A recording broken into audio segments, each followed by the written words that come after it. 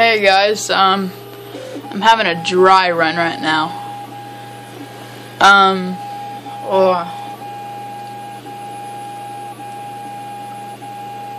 I'm just so shocked.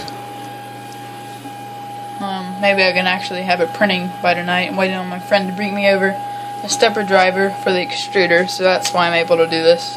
One of the stepper drivers went out. Trying to reach. I've had 2 bad stepper drivers, and that's it. He's bringing me a new one.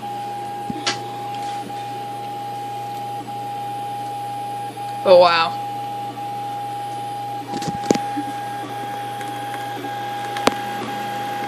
I guess I need to fix my end stop.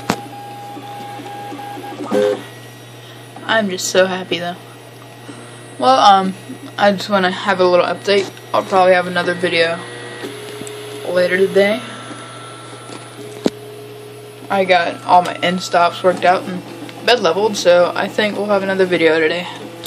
Alright, just an update. Thanks for watching.